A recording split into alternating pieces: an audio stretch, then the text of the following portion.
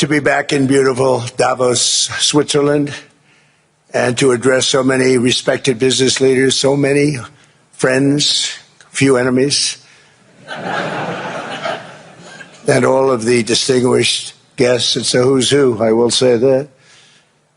I've come to this year's World Economic Forum with truly phenomenal news from America. Yesterday marked the one-year anniversary of my inauguration, and today, after 12 months back in the White House, our economy is booming, growth is exploding, productivity is surging, investment is soaring, incomes are rising, inflation has been defeated, our previously open and dangerous border is closed and virtually impenetrable, and the United States is in the midst of the fastest and most dramatic economic turnaround in our country's history. Under the Biden administration, America was plagued by the nightmare of stagflation, meaning low growth and high inflation, a recipe for misery, failure, and decline. But now, after just 1 year of my policies, we are witnessing the exact opposite: virtually no inflation and extraordinarily high economic growth. Growth like, I believe, you'll see very shortly, our country has never seen before, perhaps no country has ever seen before.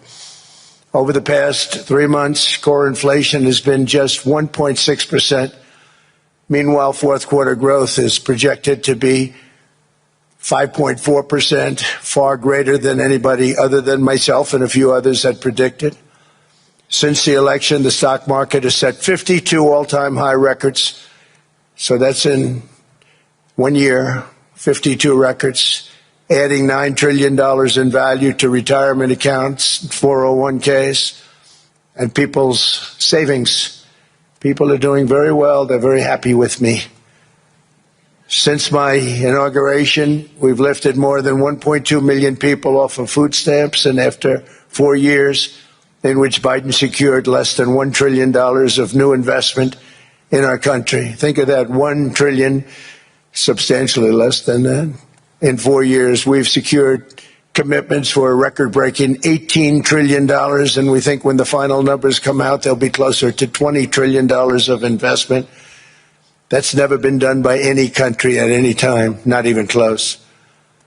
Just over 1 year ago, under the radical left Democrats, we were a dead country. Now we are the hottest country anywhere in the world. In fact, the United States economy is on pace to grow at double the rate that was projected by the IMF just last April. And with my growth and tariff policies, it should be much higher. I really believe we can be much higher than that. And this is all great news, and it's great for all nations. The USA is the economic engine on the planet, and when America booms, the entire world booms. It's been the history. When it goes bad, it goes bad. You all follow us down, and you follow us up, and we're at a point that I don't believe we've ever been. I never thought we could do it this quickly. My biggest surprise is I thought it would take more than a year, maybe like a year and 1 month. But it's happened very quickly. This afternoon, I want to discuss how we have achieved this economic miracle, how we intend to raise living standards for our citizens to levels never seen before, and perhaps how you too and the places where you come from can do much better by following what we're doing, because certain places in Europe are not even recognizable, frankly, anymore. They're not recognizable. And we can argue about it, but there's no argument. Friends come back from different places. I don't want to insult anybody and say I don't recognize it. And that's not in a positive way. That's in a very negative way. And I love Europe, and I want to see Europe go good. But it's not heading in the right direction. In recent decades, it became conventional wisdom in Washington and European capitals that the only way to grow a modern Western economy was through ever-increasing government spending, unchecked mass migration, and endless foreign imports. The consensus was that so-called dirty jobs and heavy industry should be sent elsewhere, that affordable energy should be replaced by the Green New scam, and that countries could be propped up by importing new and entirely different populations from faraway lands. This was the path that Sleepy Joe Biden administration and many other Western governments very foolishly followed, turning their backs on everything that makes nations rich and powerful and strong. And there's so much potential in so many nations. The result was record budget and trade deficits and a growing sovereign deficit driven by the largest wave of mass migration in human history. We've never seen anything like it. Quite frankly, many parts of our world are being destroyed before our very eyes, and the leaders don't even understand what's happening. And the ones that do understand aren't doing anything about it. Virtually all of the so-called experts predicted my plans to end this failed model would trigger a global recession and runaway inflation. But we have proven them wrong. It's actually just the opposite. In 1 year, our agenda has produced a transformation like America has not seen in over 100 years. Instead of closing down energy plants, we're opening them up. Instead of building ineffective, money-losing windmills, we're taking them down and not approving any. Instead of empowering bureaucrats, we're firing them, and they're going out and getting jobs in the private sector for 2 and 3 times what they were making in government. So they started off hating me when we fired them, and now they love me. Instead of raising taxes on domestic producers, we're lowering them and raising tariffs on foreign nations to pay for the damage that they've caused. In 12 months, we have removed over 270,000 bureaucrats from the federal payrolls, the largest single-year reduction in government employment since the end of World War II. Nobody thought that was coming, but we had no choice. To make a country great, you can't have all federal jobs. We've cut federal spending by $100 billion and slashed the federal budget deficit by 27% in the single year. It's going to go down quite a bit more from that, driving inflation way down from the record highs of the Biden administration. Every month, they went up and up and up. I promised to cut 10 old regulations for every single new regulation. But instead, I've cut, actually, till this point, 129 regulations for every one new regulation approved. So every time they come in with a new regulation, we do at least 10, but so far it's averaging out to 129, if you can believe it. In July, we passed the largest tax cuts in American history, including no tax on tips, no tax on overtime, no tax on Social Security for our great seniors. We also provided 100% expensing, that's the one they like, and bonus depreciation for all new equipment and capital investments to help companies expand and shift production to America. They are so in love with that. They build a plant, they're able to deduct it immediately, the whole thing, rather than waiting 38 to 41 years in the old days. This is a miracle taking place. Nobody thought it would ever be done by any country, but it's done by us. It was what made my first term the most successful 4-year term that we've ever had from a financial standpoint. And now we've upped it. This is a 10-year program, not a 1-year program. But you're allowed to deduct everything in 1 year. It used to be 38 to 41 years. With tariffs, we've radically reduced our ballooning trade deficit, which was the largest in world history. We were losing more than $1 trillion every single year, and it was just wasted. It was going to waste. But in 1 year, I slashed our monthly trade deficit by a staggering 77%, and all of this with no inflation, something everyone said could not be done. There were a couple of brilliant people that actually thought I was doing the right thing. I thought I was doing the right thing. Now they all think I'm doing the right thing because they can't believe the numbers. American exports are now up by more than $150 billion. Domestic steel production is up by 300,000 tons a month, and it's doubling over the next 4 months. It's doubling and tripling, and we have steel plants being built all over the country. Nobody thought they'd see that. Factory construction is up by 41%, and that number is really going to skyrocket right now because that's during a process that they're putting in to get their approvals, and we've given very, very quick, fast approvals. In the process, we've made historic trade deals with partners covering 40% of all U.S. trade. Some of the greatest companies and countries in the world. We have countries as our partner, too. The European nations, Japan, South Korea. They're our partners. They've gone into massive deals with us, especially on oil and gas. And these agreements raise growth and cause stock markets to boom, not only in the U.S., but virtually every country that came to make a deal, because, as you've learned, when the United States goes up, you follow. It's really become a staple. In America, I've stopped the nation-wrecking energy policies that drive up prices while sending jobs and factories to the world's worst polluters. They are indeed polluters.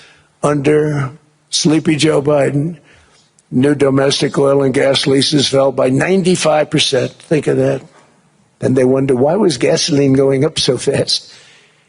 The gasoline actually topped $5 a gallon, and some places $7 a gallon, and more than 100 major power plants were violently shut down by incompetent people that had no idea what the hell they were doing.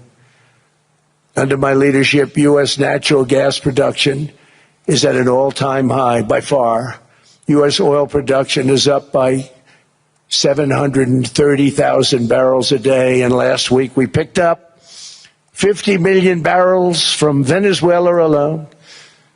Venezuela has been an amazing place for so many years, but then they went bad with their policies. 20 years ago it was a great country, and now it's got problems, but we're helping them. And those 50 million barrels, we're going to be splitting up with them, and they'll be making more money than they've made in a long time. Venezuela is going to do fantastically well. We appreciate all of the cooperation we've been giving. We've been giving great cooperation. Once the attack ended, and they said, let's make a deal. More people should do that. But Venezuela is going to make more money in the next 6 months than they've made in the last 20 years. Every major oil company is coming in with us. It's amazing. It's a beautiful thing to see. The leadership of the country has been very good. They've been very, very smart. The price of gasoline is now below $2.50 a gallon in many states, $2.30 a gallon in most states. Then we'll soon be averaging less than $2 a gallon. In many places, it's already down even lower, $1.95 a gallon. Numerous states are at $1.99, numbers that nobody has heard for years.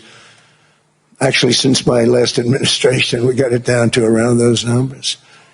I've signed an order directing an approval of many new nuclear reactors. We're going heavy into nuclear. I was not a big fan because I didn't like the risk, the danger.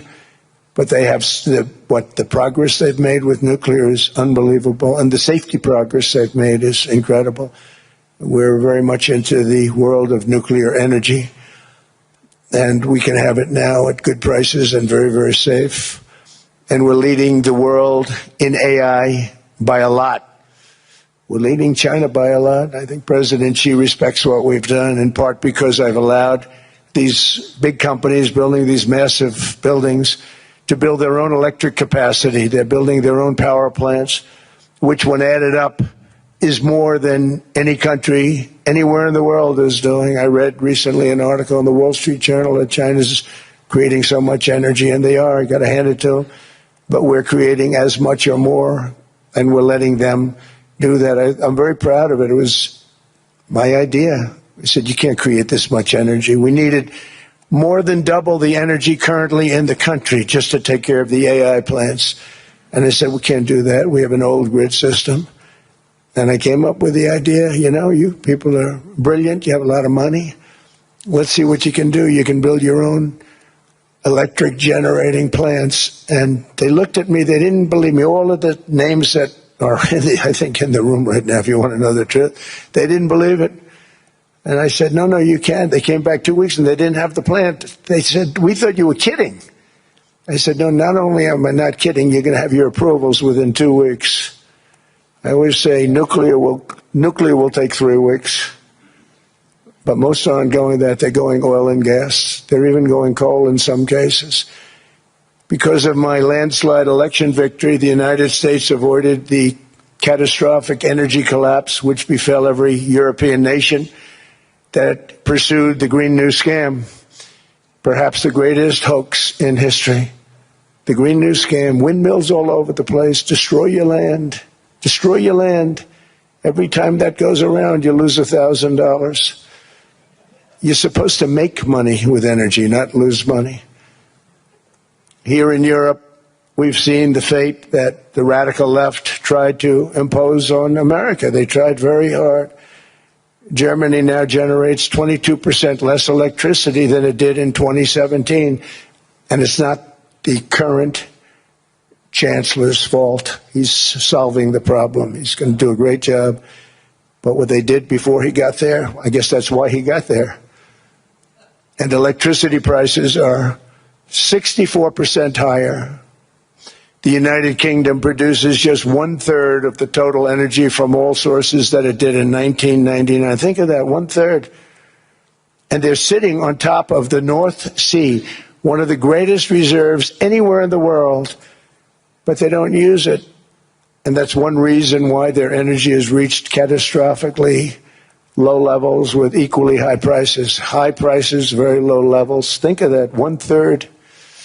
And you're sitting on top of the North Sea, and they like to say, well, you know, that's depleted. It's not depleted. It's got 500 years. They haven't even found the oil. The North Sea is incredible. They don't let anybody drill. Environmentally, they don't let them drill. They make it impossible for the oil companies to go. They take 92% of the revenues. So the oil companies say, we can't do it. They came to see me. Is there anything you can do? I want Europe to do great. I want UK to do great. Sitting on one of the greatest energy sources in the world, and they don't use it. In fact, their electricity prices have soared 139%. There are windmills all over Europe. There are windmills all over the place, and they are losers. One thing I've noticed is that the more windmills a country has, the more money that country loses and the worse that country is doing. China makes almost all of the windmills, and yet I haven't been able to find any wind farms in China. Did you ever think of that? It's a good way of looking at it. They're smart. China is very smart. They make them, they sell them for a fortune. They sell them to the stupid people that buy them, but they don't use them themselves. They put up a couple of big wind farms, but they don't use them. They just put them up to show people what they could look like. They don't spin. They don't do anything. They use a thing called coal, mostly. But China goes with the coal. They go with oil and gas. They're starting to look at nuclear a little bit. And they're doing just fine. They make a fortune selling the windmills, though, and I think really that's one that they wouldn't be surprised if it stopped. They are shocked that it continues to go. They're very friendly with me. They're shocked that people continue to buy those damn things. They killed the birds. They ruin your landscapes. Other than that, I think they're fabulous, by the way. Stupid people buy them. The consequences of such destructive policies have been stark, including lower economic growth, lower standards of living, lower birth rates, more socially disruptive migration, more vulnerability to hostile foreign adversaries, and much, much smaller militaries. The United States cares greatly about the people of Europe. We really do. I mean, look, I am derived from Europe. Scotland and Germany, 100% Scotland, my mother, 100% German, my father. And we believe deeply in the bonds we share with Europe. as a civilization. I want to see it do great. That's why issues like energy, trade, immigration, and economic growth must be central concerns to anyone who wants to see a strong and united West. Because Europe and those countries have to do their thing. They have to get out of the culture that they've created over the last 10 years. It's horrible what they're doing to themselves. They're destroying themselves. These beautiful, beautiful places. We want strong allies, not seriously weakened ones. We want Europe to be strong. Ultimately, these are matters of national security, and perhaps no current issue makes the situation more clear than what's currently going on with Greenland. Would you like me to say a few words of Greenland? I was going to leave it out of the speech, but I think I would have been reviewed very negatively. I have tremendous respect for both the people of Greenland and the people of Denmark. Tremendous respect. But every NATO ally has an obligation to be able to defend their own territory. And the fact is, no nation or group of nations is in any position to be able to secure Greenland other than the United States. We're a great power, much greater than people even understand. I think they found that out 2 weeks ago in Venezuela. We saw this in World War II, when Denmark fell to Germany after just 6 hours of fighting and was totally unable to defend either itself or Greenland. So the United States was then compelled, we did it, we felt an obligation to do it, to send our own forces to hold the Greenland territory. And hold it we did, at great cost and expense. They didn't have a chance of getting on it, and they tried. Denmark knows that. We literally set up bases on Greenland for Denmark. We fought for Denmark. We weren't fighting for anyone else. We were fighting to save it for Denmark. Big, beautiful piece of ice. It's hard to call it land. It's a big piece of ice. But we saved Greenland and successfully prevented our enemies from gaining a foothold in our hemisphere. So we did it for ourselves also. And then after the war, which we won it big. Without us, right now, you'd all be speaking German and a little Japanese, perhaps. After the war, we gave Greenland back to Denmark. How stupid were we to do that? But we did it. But we gave it back. But how ungrateful are they now? So now our country and the world face much greater risks than it did ever before because of missiles, because of nuclear, because of weapons of warfare that I can't even talk about. 2 weeks ago, they saw weapons that nobody ever heard of. They weren't able to fire one shot at us. They said, what happened? Everything was discombobulated. They said, we've got them in our sights. Press the trigger, and nothing happened. No anti-aircraft missiles went up. There was one that went up about 30 feet and crashed down right next to the people that sent it. They said, what the hell is going on? Those defensive systems were made by Russia and by China. So they're going to go back to the drawing boards, I guess. Greenland is a vast, almost entirely uninhabited and undeveloped territory. It's sitting undefended in a key strategic location between the United States, Russia, and China. That's exactly where it is, right smack in the middle.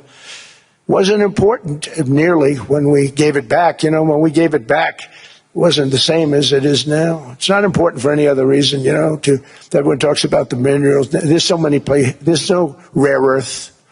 No such thing as rare earth. There's rare processing. But there's so much rare earth. And to get to this rare earth, you got to go through hundreds of feet of ice.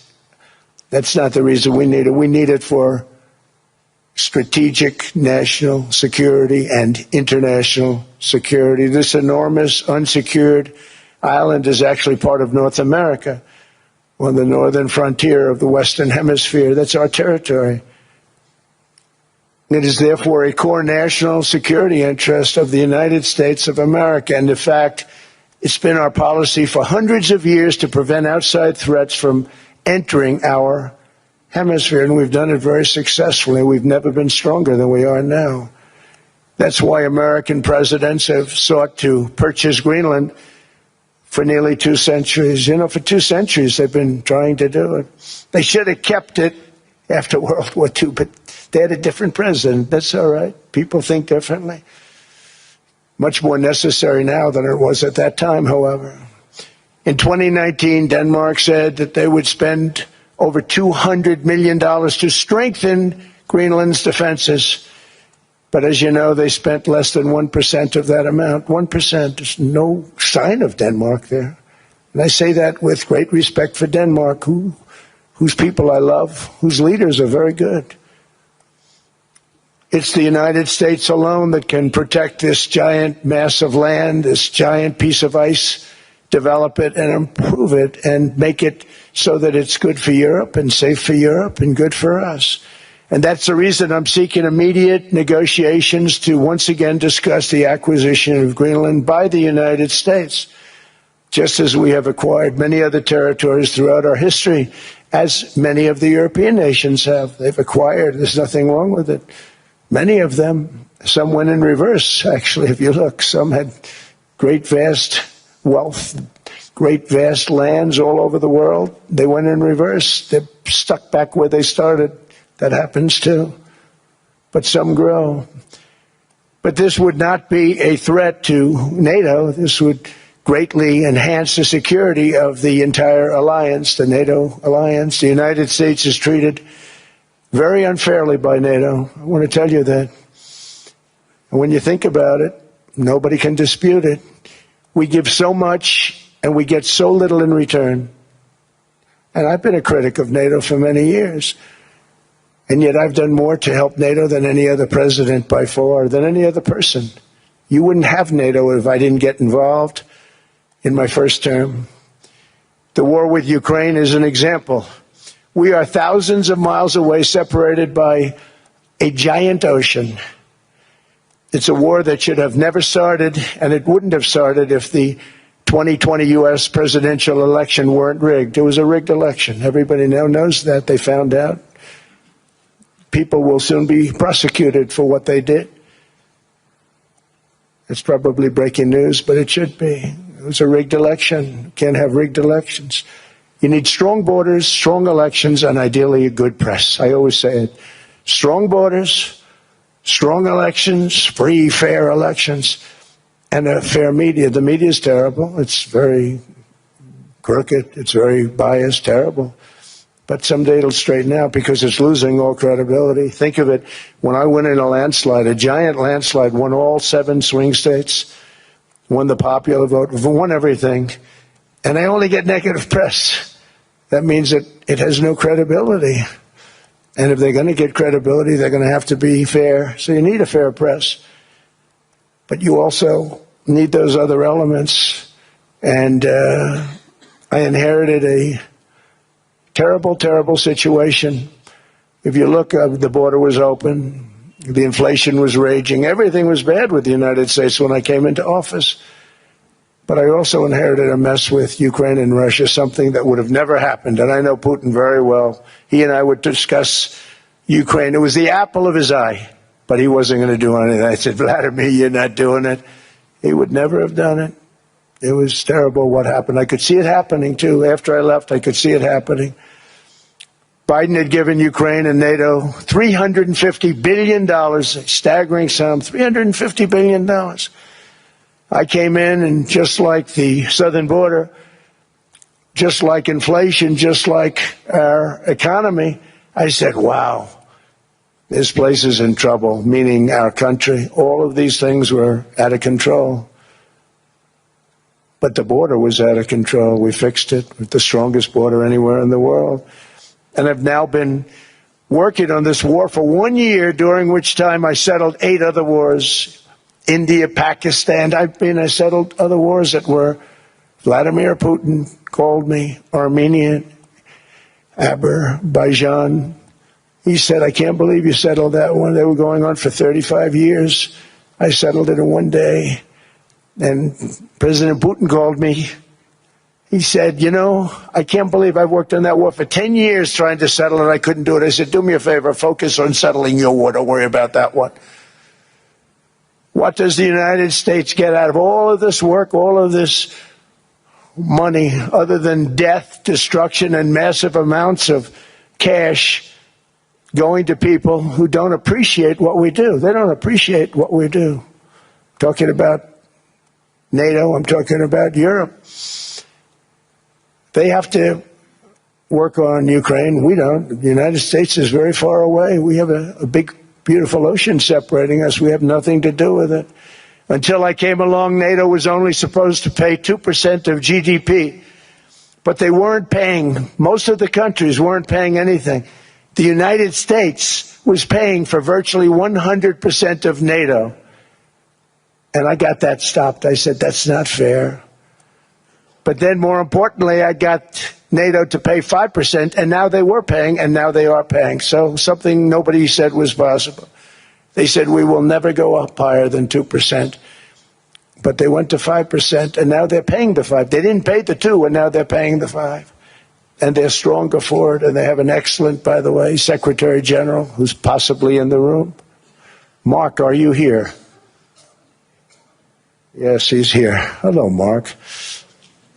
We never asked for anything, and we never got anything. We probably won't get anything unless I decide to use excessive strength and force, where we would be, frankly, unstoppable. But I won't do that. Okay? Now everyone's saying, oh, good. That's probably the biggest statement I made, because people thought I would use force. I don't have to use force. I don't want to use force. I won't use force. All the United States is asking for is a place called Greenland, where we already had it as a trustee, but respectfully returned it back to Denmark not long ago after we defeated the Germans, the Japanese, the Italians, and others in World War II. We gave it back to them. We were a powerful force then, but we are a much more powerful force now, after I rebuilt the military in my first term and continue to do so today. We have a budget of $1.5 trillion. We're bringing back battleships. The battleship is 100 times more powerful than the great battleships you saw in World War II, those great, big, gorgeous ships, the Missouri, the Iowa, the Alabama. Because I thought maybe we could take them out of mothballs. They said, no, sir, these ships are 100, think of that, 100 times more powerful than those big, magnificent pieces of art that you saw so many times ago, that you still see on television. You say, wow, what a force. 100 times, each ship 100 times more powerful than the big battleships of the past. So that was the end of the mothball story. So what we have gotten out of NATO is nothing except to protect Europe from the Soviet Union and now Russia. I mean, we've helped them for so many years. We've never gotten anything, except we pay for NATO. And we paid for many years until I came along. We paid for, in my opinion, 100% of NATO because they weren't paying their bills. And all we're asking for is to get Greenland, including right title and ownership, because you need the ownership to defend it. You can't defend it on a lease. Number one, legally it's not defensible that way, totally. And number two, psychologically, who the hell wants to defend a license agreement or a lease, which is a large piece of ice in the middle of the ocean where, if there is a war, much of the action will take place on that piece of ice. Think of it. Those missiles would be flying right over the center of that piece of ice. All we want from Denmark for national and international security, and to keep our very energetic and dangerous potential enemies at bay, is this land on which we're going to build the greatest golden dome ever built. We're building a golden dome that's going to, just by its very nature, going to be defending Canada. Canada gets a lot of freebies from us, by the way. They should be grateful also, but they're not. I watched your Prime Minister yesterday. He wasn't so grateful. But they should be grateful to us. Canada lives because of the United States. Remember that, Mark, the next time you make your statements. What we did for Israel was amazing, but that's nothing compared to what we have planned for the United States, Canada, and the rest of the world. We are going to build a dome like no other. We did it for Israel. And by the way, I told Bibi, stop taking credit for the dome. That's our technology. That's our stuff. But they had a lot of courage, and they were good fighters, and they did a good job, and we wiped out the Iran nuclear threat like nobody can believe. Nobody's ever seen anything like it. That, Venezuela, taking down Soleimani, wiping out al-Baghdadi when he tried to reinstitute ISIS. We did a lot. I did a lot of big things, all perfectly executed. Everyone was perfectly executed. Somebody told me that, a military expert told me, sir, everything you've done has been perfectly executed. I said, I know. So other presidents have spent, whether foolishly or not, trillions and trillions of dollars on NATO and gotten absolutely nothing in return. We've never asked for anything. It's always a one-way street. Now they want us to help them with Ukraine. And we say, we're going to. I'm really helping, not even them. I want to see, last week, if you saw, it was 10,000 soldiers, but last month it was 31,000 soldiers died. 31,000. That's this room times, the number of people in this room times 30. Think of it. 30,000 soldiers died in 1 month. The month before it was 27,000. The month before that it was 28,000. The month before that it was 25,000. It's a bloodbath over there. And that's what I want to stop. It doesn't help the United States, but these are souls. These are young people. Look like you, look like some of you right in the front row. They go to war. Their parents are so proud. Oh, there he goes, comes back. 2 weeks later, they get a call, your son's head's been blown off. I want to stop it. It's a horrible war. It's the worst since World War II. They keep going, they'll exceed World War II. The numbers are staggering, how many people they've lost. They don't want to talk about it. Ukraine and Russia lost just tremendous amounts. And I'm dealing with President Putin, and he wants to make a deal, I believe. I'm dealing with President Zelensky, and I think he wants to make a deal. I'm meeting him today. He might be in the audience right now. But they got to get that war stopped because too many people are dying, needlessly dying. Too many souls are being lost. It's the only reason I'm interested in doing it. But in doing it, I'm helping Europe, I'm helping NATO, and I've until the last few days when I told them about Iceland, they loved me. They called me daddy, right, last time. A very smart man said, he's our daddy. He's running it. I was like running it. I went from running it to being a terrible human being. But now what I'm asking for is a piece of ice, cold and poorly located, that can play a vital role in world peace and world protection.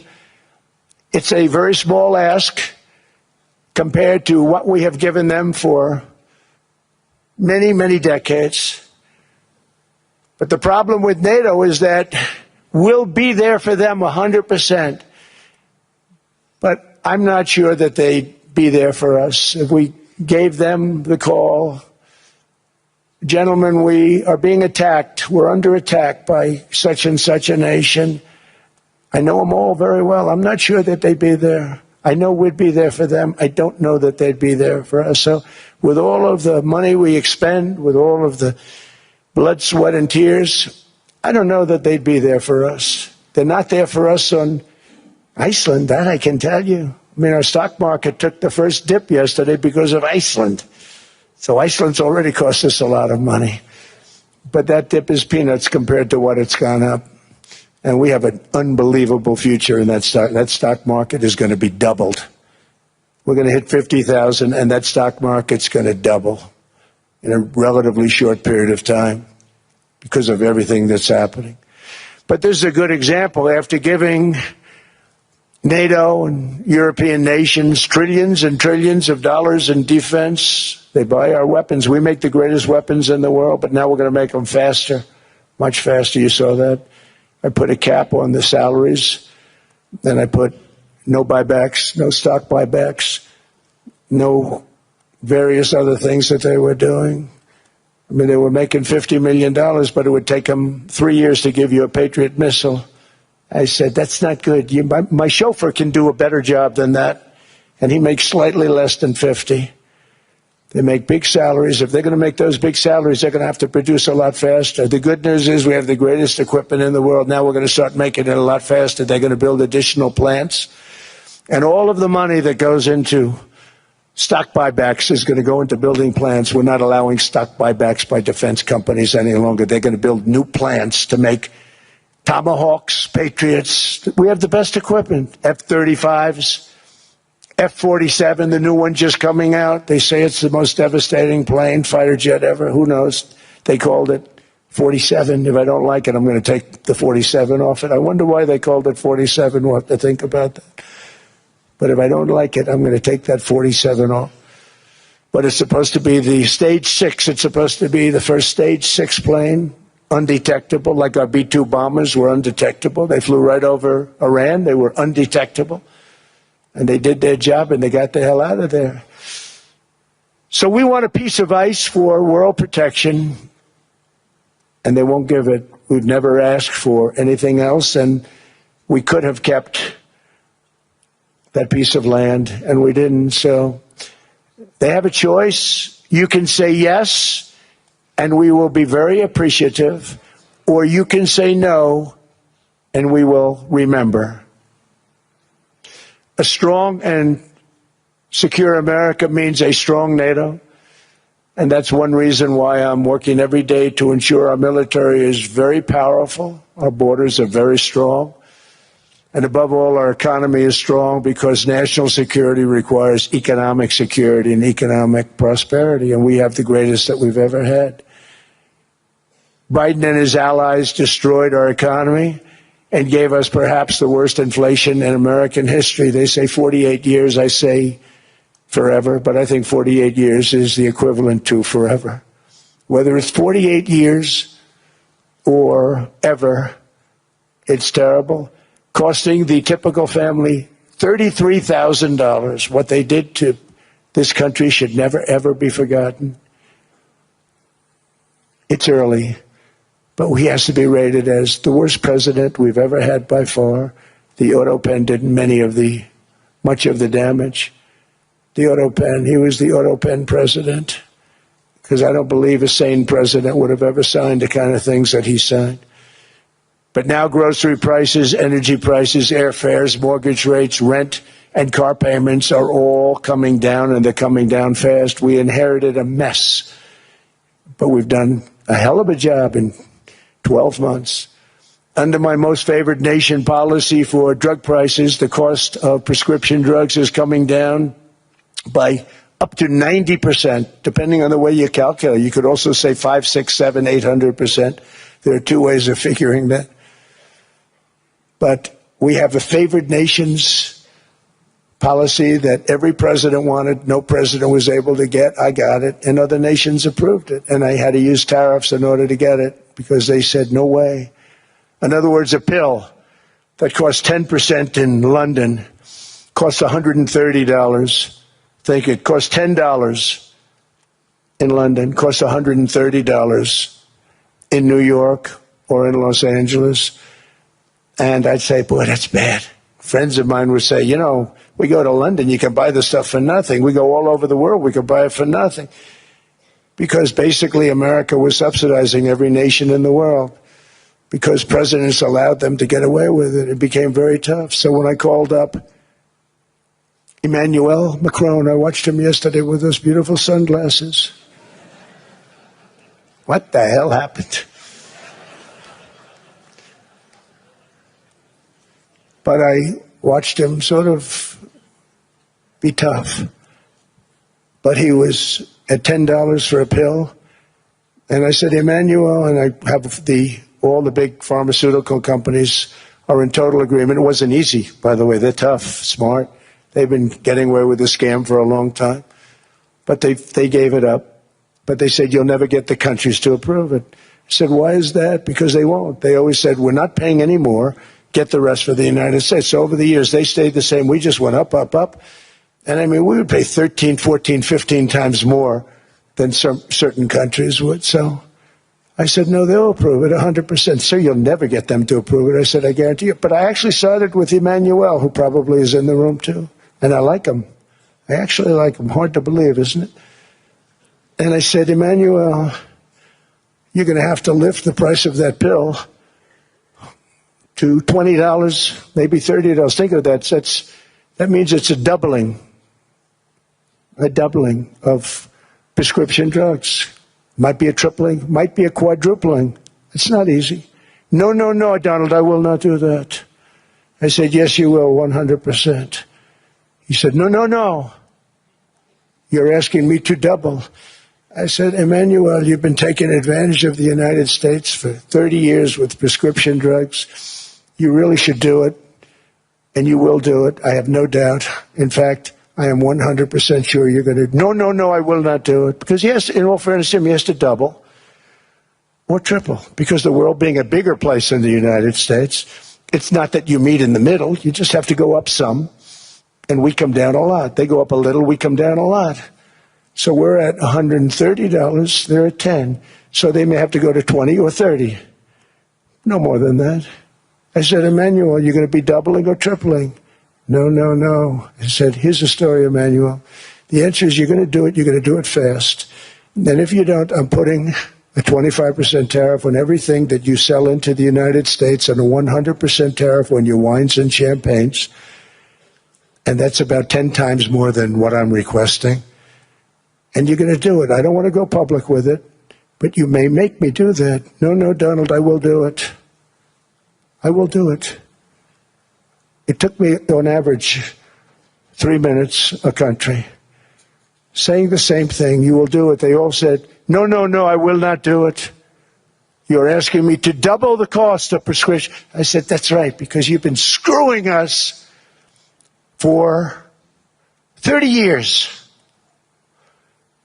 And they said, we will not do it. I said, that's all right. On Monday morning, we're putting a 25, 30, 50. I gave different numbers for different countries. This is also national security we're talking about. Not fair. We're not going to subsidize the whole world. And every one of those countries have agreed to do it. So one of the biggest things that I've done is the fact that we have now most favored nation. We will pay whatever the lowest price is in the entire world. So our drug prices are going to be coming down by staggering 90%. Again, you could say 1,000%, 2,000%. Depends on the way you want to figure it, but we'll go with the way the fake news likes it better because it sounds, can you imagine a 90% reduction sounds much worse? But drug prices are going to be coming down tremendously in all the nations, and I appreciate them doing it, but they did it, in all fairness, without tariffs. I wouldn't have been able to get it done. After declining $3,000 under Biden, real incomes are up in the United States by $2,000, $3,000, and even $5,000 and more. Home ownership has always been a symbol of health and vigor of American society, but that goal fell out of reach for millions and millions of people in the Biden era because interest rates went up so high. Today, I'm taking action to bring back this bedrock of the American dream. In recent years, Wall Street giants and institutional investment firms, many of you are here, many of you are good friends of mine, many of you are supporters. Sorry to do this, Joe, I'm so sorry. But you've driven up housing prices by purchasing hundreds of thousands of single-family homes, and it's been a great investment for them. Often as much as 10% of houses on the market.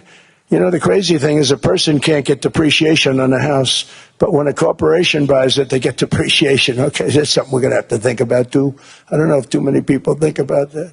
You buy a corporation, they buy 500 houses. They buy hundreds of thousands. They buy 500 houses. They can take depreciation.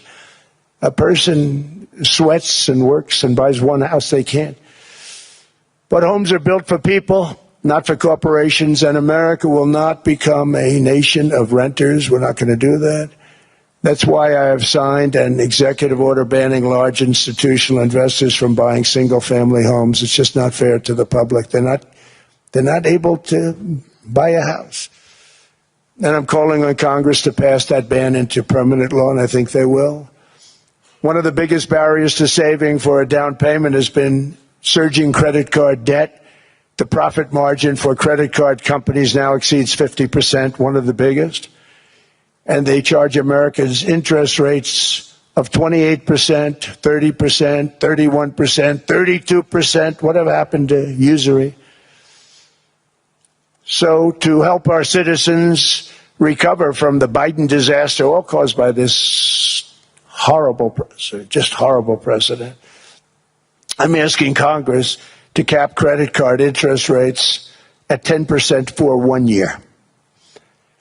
And this will help millions of Americans save for a home. They have no idea they're paying 28%. They go out there a little late in their payment and they end up losing their house. It's terrible. To unleash innovation in savings and financing, I'm also working to ensure America remains the crypto capital of the world.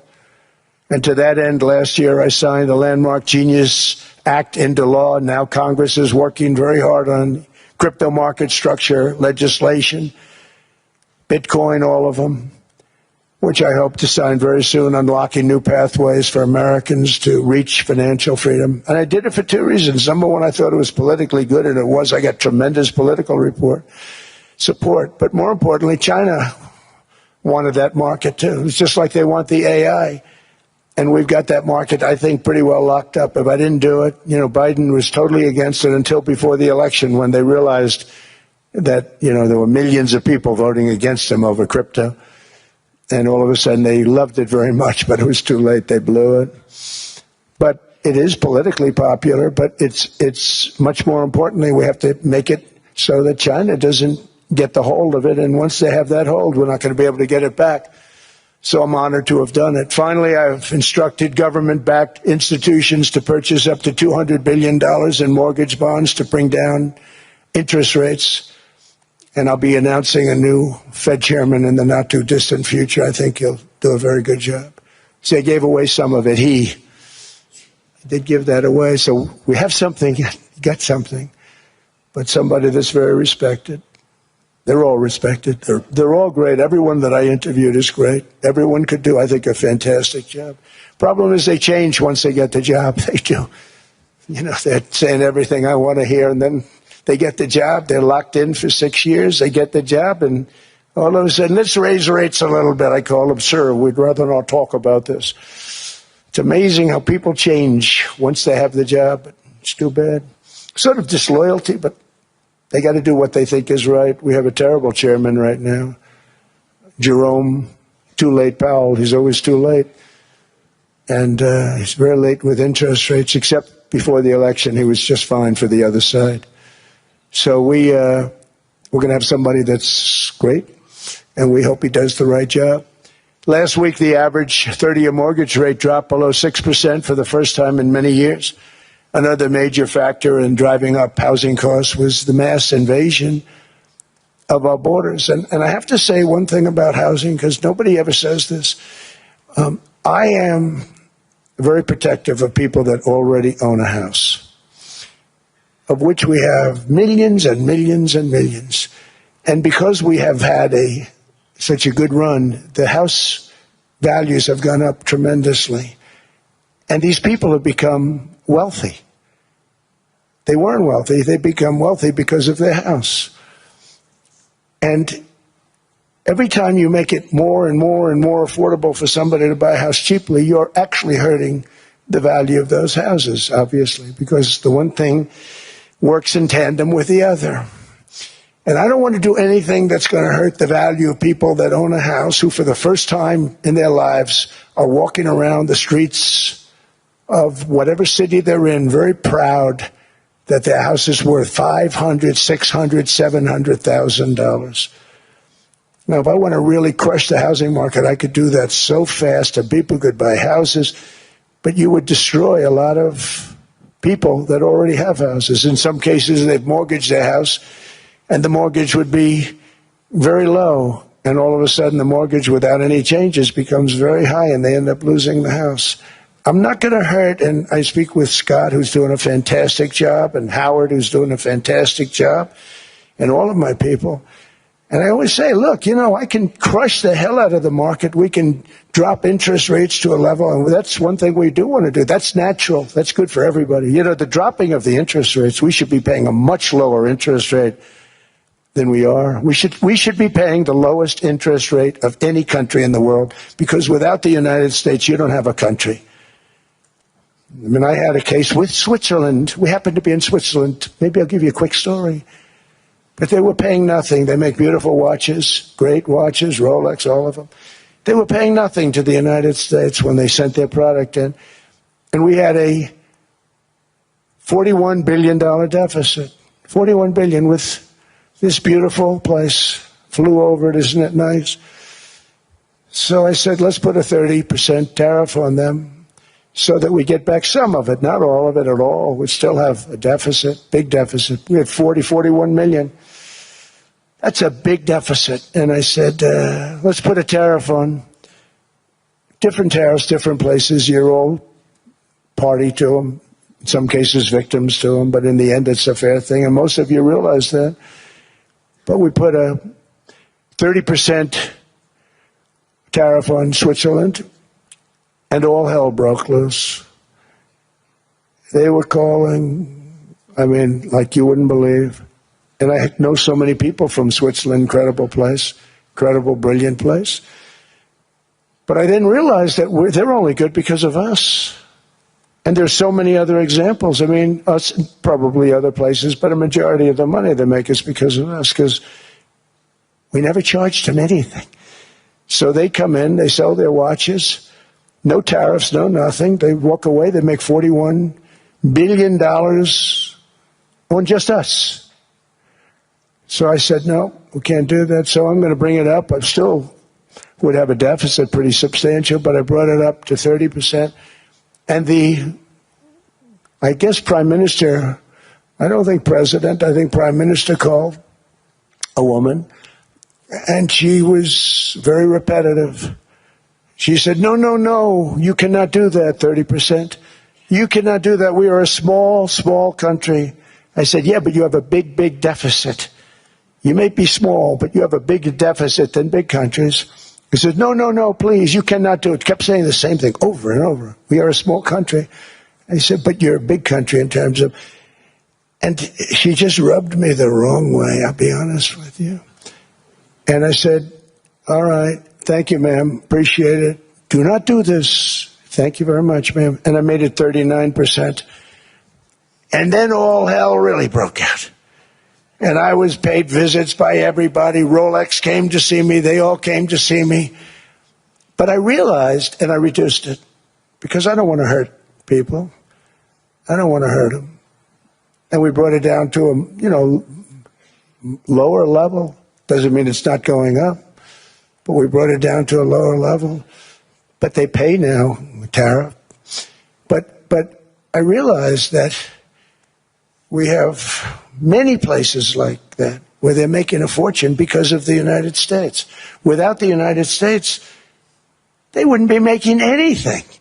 Think of it. Switzerland made $41 billion on us. And as she said, it's a small place. And I realized with that, I don't know, it was so, because she was so aggressive. And I realized in that conversation that the United States is keeping the whole world afloat. Many places, I could give you 6, 7 places just in the people in this little area. I know every one of them. They're looking down. They don't want to see me, and they don't want to stare me in the eyes. But they're taking advantage of, everybody took advantage of the United States. But I've been very fair, and I gave them a tariff, and it was fine. But I realized that without us, it's not Switzerland anymore. Without us, it's not any of the countries that are represented here. And we want to work with the countries. We want to work with them. We're not looking to destroy them. I could have said 39, 40%. I could have said I want a 70% tariff, then we make money with Switzerland. But Switzerland would have been probably destroyed, financially destroyed. I don't want to do that. But we should be paying the lowest interest rate of everybody. I hope Scott's listening to this, because we should be paying the lowest interest rate of everybody. Without us, most of the countries don't even work. And then you have the protection factor. Without our military, which is the greatest in the world by far, without our military, you have threats that you wouldn't believe. You wouldn't believe. You don't have threats because of us. And that's because of NATO. One other thing, and I have to say it so importantly, in the old days, and I used to say I'm the youngest in the room. Now I'm among the older. I hate to say it. I don't feel old, but I'm among the older. But I remember not long ago, 20, 25 years ago, when good news came out about, let's say, the United States. The United States had a great quarter. The United States had a great month. All the stocks went up. And that's the way it's supposed to be. Now when they say the United States had a record quarter, it's unbelievable how well it's doing, all the stocks crash because they say, oh no, inflation, they're going to raise interest rates. And they do. Some of these stupid people like Powell, they raise interest rates. And what they do is they stop you from being successful. It used to be when we had a great quarter, a great month, great earnings, great anything, any good news, the stock market went up. That's the way it's going to be. We got to do that again because that's the way it should be. Now when we have a great month, they want to kill it. Like we did over 5%. People were surprised. We should do 20%. We could do 25%. When we announce good numbers, and the reason is they're so petrified of inflation. And growth doesn't mean inflation. We've had tremendous growth with very low inflation. In fact, growth can fight inflation, proper growth. So we want to get back to the days when we announce great numbers, because we're going to be announcing phenomenal. You know, all these factories that are being built at record, thousands of businesses are being built right now. Remember, $18 trillion is invested. I think the second number is 3. And that was China many years ago. Investments in the country from outside. 18 trillion, nobody's ever seen. And that's money coming in and building things, factories. Thousands of businesses are being built. Thousands. Hundreds of big factories, car plants are moving back to the United States. They're coming in from Canada. They're coming in from Mexico, from Japan. Japan's coming in and building plants here in order to avoid tariffs. They're coming in from China. They're coming in from all over the world. We have more plants being built now, car plants, than we've ever had built, even in the heyday from the 1940s and 50s. And they're bigger. They don't use renovations anymore where they take an old plant, they rip it down, they build a brand new plant, super modern plant. But it's happening at levels that nobody's ever seen. In 2024, the U.S. built less than 2 million new homes, but Biden admitted more than 8 million new migrants. And those days are over. In 2025, for the first time in 50 years, the United States had reverse migration. Boy, that was nice.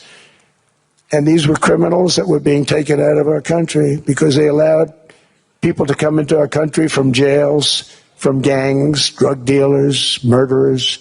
11,888 murderers. We've gotten most of them out. And then ICE gets beat up by stupid people from leadership in Minnesota. We actually are helping Minnesota so much, but they don't appreciate it. Most places do. You know, Washington, D.C. is the safest place now in the United States. It was a very dangerous place to walk, and now you can walk with your wife, your kids, right through the middle of the city. Right now, Washington, D.C. is as safe as it gets. It was one of the most unsafe. I had to admit, we sent in the military, the National Guard. Within 2 months, it was great. Within 3 months, it's like a really great place and a safe place and a beautiful place. It's even been cleaned up. The graffiti's gone. The fences are gone. We don't have to worry about fences anymore. All of the places, the grasses are cut. and replaced with new grass in many cases. It's all going to happen in the spring. But Washington and D.C. is beautiful again, and it's safe. New restaurants are opening up. They're all closing. Now you can't get into a restaurant. Restaurants in Washington, D.C. are all opening. Memphis also. Memphis, Tennessee. New Orleans, Louisiana. We're there for 3 weeks. We've cut the crime down by 64% within another month. We'll have virtually no crime there. We can do that all over. We're going to help the people in California. We want to have no crime. I know Gavin was here. I used to get along so great with Gavin when I was president. Gavin's a good guy. And we're going to, if he needed it, I would do it in a heartbeat. I'd love to see. We did help them a lot in Los Angeles, a lot with the early in my term when they had some problems. But we would love to do it. I will say this, if I were a Democrat governor or whatever, I would call up Trump. I'd say, come on in, make us look good. Because we're cutting crime down to nothing. And we're taking people out, career criminals, who are only going to do bad things, and we're bringing them back to their countries. But where we've done it, it's been amazing. And we have a capacity to do it at much greater levels. We're cutting illegal aliens off welfare and other government benefits, and I have directed that starting immediately, there will be no more payments to sanctuary cities because they are really just sanctuaries for criminals. They're really protecting criminals, and those are the ones we have to get out of the country. Murderers, drug dealers, the mentally insane. They emptied their mental institutions into the United States. And despite that, we have the lowest crime numbers that we've ever had in the history of the country. Just came out. But equally importantly, we're cracking down on more than $19 billion in fraud that was stolen by Somalian bandits. Can you believe that Somalian? They turned out to be higher IQ than we thought. I always say these are low IQ people. How did they go into Minnesota and steal all that money? And we have, they're pirates. They're good pirates, right? But we shoot them out of the water just like we shoot the drug boats out. They're not pirating too many boats lately, do you notice? When they go out into those boats, they want to take over a $1.5 billion tanker loaded up with oil, and they say, we're going to blow up your boat. They have powerful weapons. You hit the side of the boat, you blow the whole thing up. The insurance companies are petrified, so they say, just give them the boat. We'll give them money instead. And I don't do that. We blow them right the hell out of the water. We see them going out, we blow them out of the water. We don't have any pirates so much anymore. If we do, they won't be there long. We've cut down with the hitting of the boats that are loaded up with drugs, including submarines. Can you believe they actually buy small? They call mini subs, very fast. They're meant for drugs. We've knocked out 2 of them. The Democrats say they were fishing. You have ruined somebody's fishing weekend. I would say a submarine is not a fishing boat. You don't fish. But we've knocked down drugs by water, the oceans, the sea, by 97.2%. Think of that. And I actually say, who the hell are the 3%? Because I would not want to be piloting one of those boats. We knocked them down, and now we're going to start on land. We're going to knock it all out. The land is the easy part. What we did on sea is incredible, and that's our great military. The situation in Minnesota reminds us that the West cannot mass import foreign cultures which have failed to ever build a successful society of their own. I mean, we're taking people from Somalia, and Somalia is a failed, it's not a nation. Got no government, got no police, got no military, got no nothing. And then we have this fake congressperson who they just reported is worth $30 million. You believe this? Ilhan Omar, talking about the Constitution that provides me.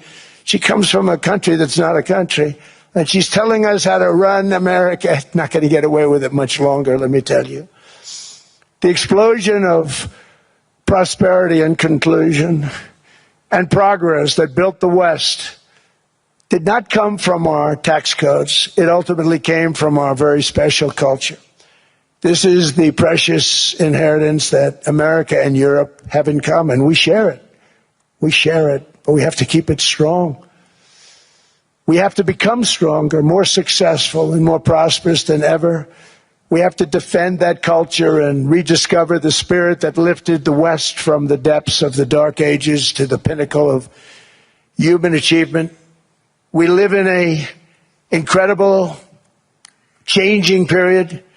It's an unbelievable time, but we have to take advantage of the time that we're in. In our hands are technologies that our ancestors could scarcely have. I mean, they couldn't have even dreamt some of the things that we see today. And so rapidly they're produced. I mean, AI, 2 years ago, nobody ever heard of the term, and now everybody's talking about it. And it can have some very good purpose. It could also have some dangerous purpose, and for that we have to watch out. But some tremendous things are happening because of it. And we're leading by so much. We're doing so well. But opportunities that are bigger and grander than ever before in human history are right before us. It is the pioneers in this room. Many of you in this room are true pioneers. You're truly brilliant people. Just your ability to get a ticket is brilliant because you have about 50 people for every seat. I don't know what. That's Larry. Everything Larry touches turns to gold. He made this very successful. But you're in this room, and some of you are the greatest leaders anywhere in the world. You're the greatest brains anywhere in the world. And the future is unlimited, and to a large part because of you, and we have to protect you, and we have to cherish you. I always say we have to cherish our brilliant people because there aren't many of them. So together with confidence, boldness, and persistence, let us lift up our people, grow our economies, defend our shared destiny, and build a future for our citizens that is more ambitious, more exciting, more inspiring, and greater than the world has ever seen. We're in a position to do things that nobody else has ever even thought of before. And many of the people in this room are the ones that are doing it, and I want to congratulate you, and I'm with you all the way. You can do things that nobody else can even think about. So I congratulate you on your tremendous success. And the United States is back, bigger, stronger, better than ever before.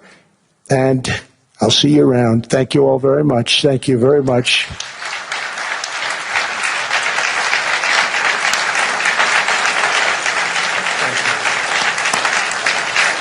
Thank you.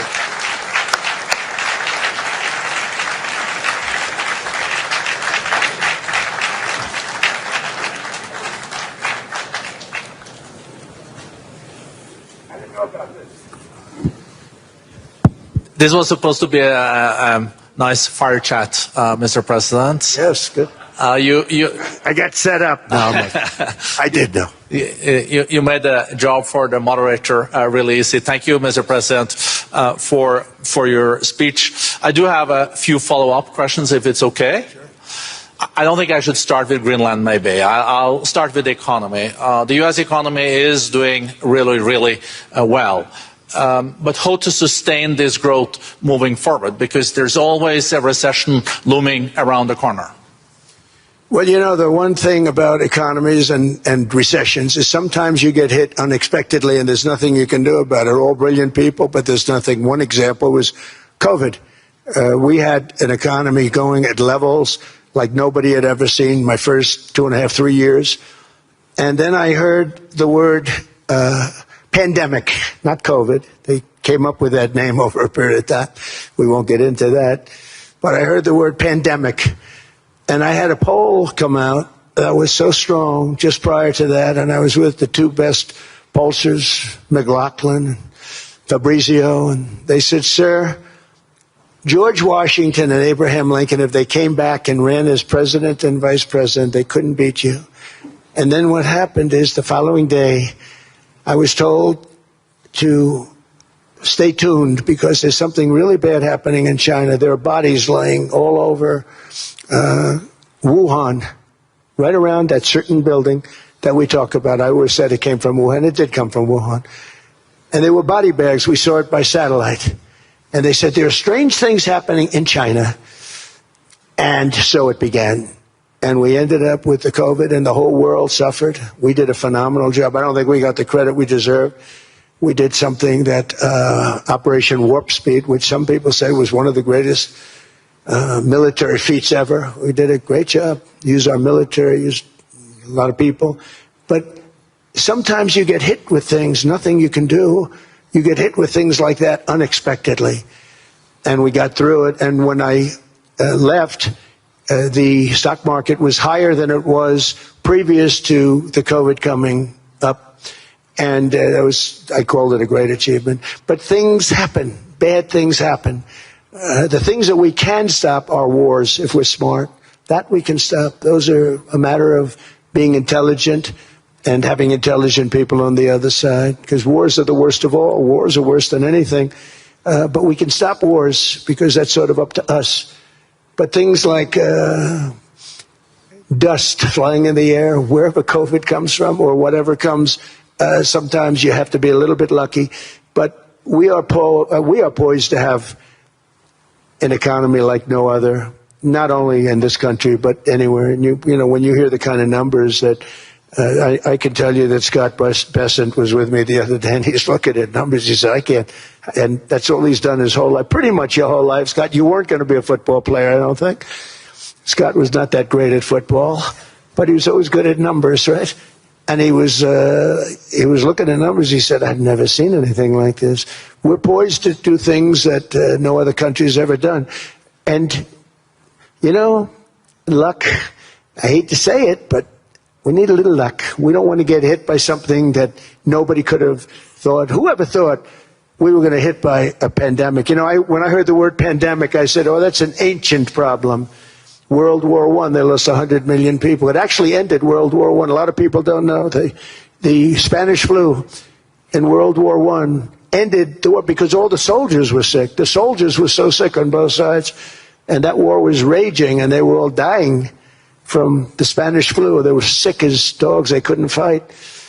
So, you know, you don't know how that would have turned out. But so we do, I mean, subject to that, and I always have to put a caveat in for it, but we're poised to have the greatest growth of any large country, I think any country that there's been. When you look at what's happening in the United States, it's really amazing.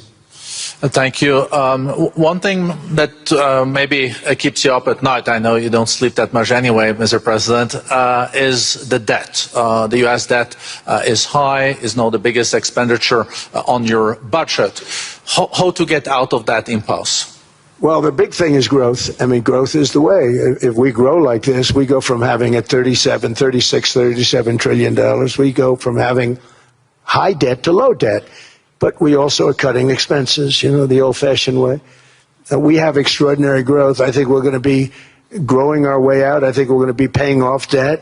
We're taking in tremendous money from tariffs fairly. And again, I'm using them judiciously. You know, Switzerland's a case study. I could have gotten much more. I could have asked for much more. But we're using them judiciously. But I think growth, most importantly, and then cutting costs. Now, if you take a look at Minnesota, $19 billion in fraud and other things. People going to airports, they came into the country, they don't have 10 cents, and they're leaving with hundreds of thousands of cash in their bags.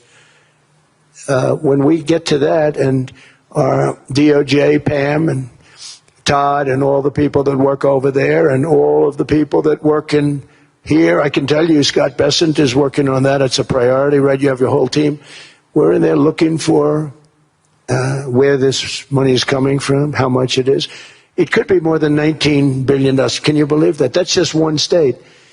If we were able to cut out 50% of the fraud, 50%, and we should be able to do better than that, we would have a balanced budget without having to talk about even growth. So we have a lot of options, but we're working very hard on that. That's a big deal. It's not just the protests, the fake protests done by agitators and, you know, professional insurrectionists. That's what they are. They're professional troublemakers. But we are looking very strong at the money too in Minnesota and other places. I think, Mr. President, also the $500 billion invested in artificial intelligence and the frontier technologies last year also were driving growth exponentially in the U.S. Well, AI has been a big factor. AI is massive. I mean, Mark Zuckerberg showed me a plant where he put it over a map of Manhattan, and it was basically the size of Manhattan. This is not, I said, you got to be kidding. It's a plant that was miles long, miles wide, very high. I don't think it was as high like the Empire State Building, but it was high. And it literally covered most of the island of Manhattan. That's called a big plant. And, you know, when I heard they're going to spend $50 billion building it, I said, you know, if you spend $50 million, you can build a nice little shopping center. If you spend $500 million, you can build a good shopping center. But how do you spend $50 billion? When I looked at this thing, I said, you think you'll be able to do it for that? It's amazing when, you know, some of the plants that I see, and I see them all. And again, so big as we're letting them build their own electric generation. This way we have no problem, and otherwise they'd be complaining. There'd be nobody able to, you know, we have an old grid system. And not only that, they're going to sell at a very cheap price the excess electricity that they create back into our grid. So that'll solve some problems for certain states that don't have enough electricity. We also know that on the AI there is fierce competition between the US as the largest economy in the world, 27% of the global GDP and 5% of the global population, not doing that badly, and China. And we know that that competition is very tough on AI. I know you're heading to a state visit to China in April. How do you see the US-China relationship moving forward? Are you able to combine this tough competition with also collaboration? So I've always had a very good relationship with President Xi and with President Putin. Talk about, you know, the larger powers. But I've always had a very good relationship with President Xi of China. He's an incredible man. What he's done is amazing. He's highly respected by everybody. And I do now. I mean, now I have good. It was very severely interrupted by COVID. I used to call it the China virus, but he said, do you think you could use a different name? And I decided to do that, because why should we have a problem over that? But I would do that, and they were. You're a true diplomat, huh? I became a diplomat for the first time. Well, you know who taught me that? Marco Rubio. He said, let me teach you about diplomacy. Hey, any guy that gets approved by 100% of the votes, think of it, he got liberal Democrats and radical right Republicans to approve him. He's the only one. The next one was like lost 45 votes, right? But he got all 100 votes voting for him. And at first I wasn't happy about it. I said, wait a minute, I don't like that. And now it turns out that the Democrats probably wish they didn't do that. And Marco has been fantastic. Marco, stand up, please. You have done a great job as Secretary of State. He's going to go down as the best Secretary of State. And Scott, and we have Susie, who's the first female Chief of Staff, and she's the best Chief of Staff, too. And I see Howard Lutnick, who I know spoke, and Howard's fantastic. Some of the deals we're doing are great. And I want to pay particular attention because we have Chris. And Chris, you got up and spoke, I think. He's the #1 oil man in the world, because I was going to put Doug Burgum, who's fantastic. I don't know if Doug's here. Is Doug here? Doug Burgum is fantastic. He said, sir, there's one man better than me. And he introduced me to Chris. And he turns out to be. So we're drilling more oil and gas now than we ever have, by almost double. Is that right, Chris? And on top of it, we got a lot coming out of Venezuela. So anyway, so we're doing great. The country is just doing great. We have great people. Thank you. And I see other people. We have Steve Witkoff. We have Jared. I got so many people. I'm in trouble because when I go back, they're going to be people with long faces. Sir, you didn't introduce me. I got so many people. And we have a lot of the greatest people anywhere in the world. I know them all. So I won't continue because we'd be here all day. Thank you, Mr. President. We also know that you're a deal maker, and then maybe coming back to Greenland and Ukraine. What kind of deal in the end do you see between the U.S. And Denmark? Because, you know, I guess you see it now as a negotiation going on, or? Well, it's costing Denmark hundreds of millions a year to run it. And Denmark's a small country and wonderful people. But, you know, it's very expensive. It's a very big piece of ice. And it's very important I mean, I don't want to repeat the speech, but it's very important that we use that for national and international security. That can create a power that will make it impossible for the bad guys to do anything against the perceived good ones. And it's a great block for Europe, just like, you know, Denmark was supposed to spend hundreds of millions of dollars. They didn't spend the money. They didn't spend anything, almost. And we'll see what happens. I just say this. NATO has treated the United States of America very unfairly. We never asked for anything. We never got anything. We actually took care of the needs of NATO for years and years, which I felt was always unfair. So I got NATO to pay because they're rich countries. But I think it's time that NATO step up. We're helping them with Ukraine. Without us, I think Putin would have gone all the way. I think we have it. I think that could have been a World War III, if you want to know the truth. If Kamala was elected, or Joe, any one of those, you know, those thinkers, I think you could have ended up in World War III. And I will say Steve Witkoff has been dealing incredibly with, but we're not going to have World War III. We want to get it stopped, but we're not going to have World War III. I think if I wasn't elected, I think that could have evolved into World War III. It was a very, very bad situation, and it still is, but it's not that kind of bad. It's bad because so many young people are being killed. How close do you think there is on an agreement on Ukraine? I had the pleasure of speaking with Steve Witkoff and Jared Kushner yesterday. I know they're working hard on it. I know that they're also traveling now. Do you see this very close or still? Well, I hate to say it. I thought that was going to be so. I settled 8 wars plus. And I thought that was going to be one of my easier ones. Not the easiest. Some I settled in a matter of hours because I'm good at that stuff. You know, the United Nations should be doing this. I shouldn't be doing it, but it doesn't matter. It's got to get done, saving a lot of lives. We're saving millions of lives. With Ukraine, Russia, there's tremendous hatred between President Zelensky and President Putin. That's not good. That's not good for settlements. We know from dealing. There's abnormal hatred. With that being said, I think Russia wants to make a deal. I think Ukraine wants to make a deal. And we're going to try getting a deal done. We're getting, I think, Steve, I think I can say that we're reasonably close. But what happens is oftentimes we'll have a deal with Russia. Russia's set, and President Zelensky will not do it. You saw that when he was in the Oval Office. I was not happy. And then we'll have President Zelensky who wants to make a deal, and Putin doesn't want to make the deal. It's a very difficult balance, and it's big time, and it is, you know, to use a word, it's a bloodbath. It's horrible what's happening. It's a drone war. The drones are killing, you know, thousands of people a week, thousands. We have to get it stopped. So I believe they're at a point now. I'm going to meet with President Zelensky later today. I believe they're at a point now where they can come together and get a deal done. And if they don't, they're stupid. That goes for both of them. And I know they're not stupid. But if they don't get this done, they are stupid. So I don't want to insult anyone, but you got to get this deal done. Too many people are dying. It's not worth it.